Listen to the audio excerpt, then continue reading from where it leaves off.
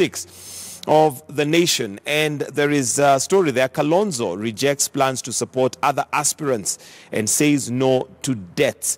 And of course, this is Matters 2022.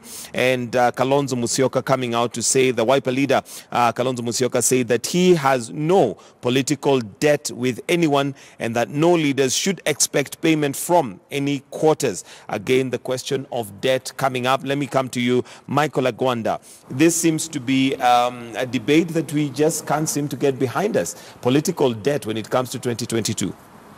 Well, as you can see, I think the debt that was being discussed here was in regards to Honorable Raila Amolo Odinga supporting Kalonzo because Kalonzo has supported him in the past elections. And the various MOUs that they have had and together. the various MOUs that some of them have been broken. And of course, you know, Honorable Raila has also said he doesn't owe anybody any debt in terms of those MOUs. And of course, the same will be said by former President Kibaki that he doesn't owe anybody any debts in those MOUs. And you saw what happened in 2007, 2008.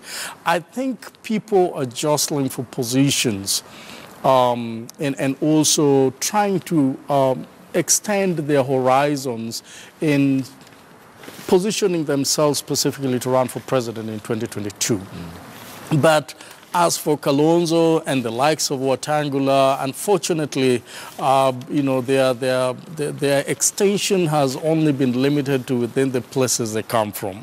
And they've not had a very good success in terms of crisscrossing every corner of this country. And every time you hear this kind of statements made, they're actually made at the backyard of this very few individuals that are prominent politicians in our country. As you can see, you know, Moisan is also struggling and saying, you know, gathering people around him, and you know, a lot of members of parliaments also this weekend said, you know, specifically Kutun said, you know, the president has to endorse somebody, and in this case, everybody is expecting that Jubilee, but the only thing that the president can do is to endorse deputy president as the presidential aspirant for 2022, and so everybody is trying to get a pie of this big country, Kenya, and they're trying to put their names out there as to whether they will all be the president. That we know it's going to be a high, you know, it remains to be seen, but at least one of them will be, and we don't know who that will be for now.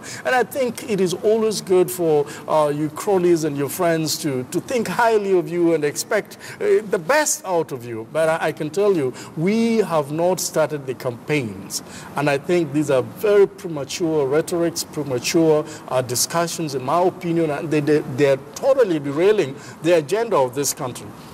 The agenda of this country now is not who becomes a president in 2022, but how we can snare the head of the dragon of corruption in this country. How we can make sure that even the big fours are implemented. Because now we know that there's a problem even to implement the big four. We know that even when our president was in China the other day, he was not able to sign for 190 billion. And Mike, I want to say something. For the first time, I think I was very proud of my president, that he did not sign the deal for 380 million and instead even ask the president of China to give him a half of that amount as a grant for this country.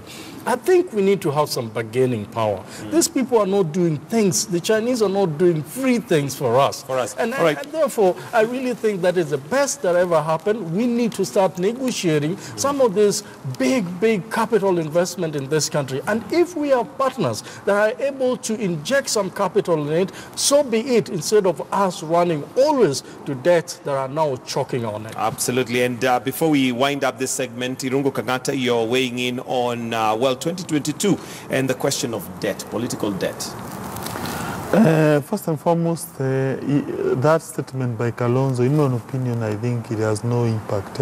I feel Kalonzo is one of the least qualified presidential candidates. He has little clout. He has no consequence politically. Reason being, unlike Raila Odinga, he does not have that magic. His inability to become relevant, notwithstanding lacking political power. But a person like Raila Odinga, he appears to have that gift. He's able to reinvent himself, to stay relevant, notwithstanding lacking a political seat. So therefore, in my opinion, no wonder his statement did not attract a major... Sorry, Senator, let me just ask you to hold that thought, because I'm told we're out of time and we need to release KTN home.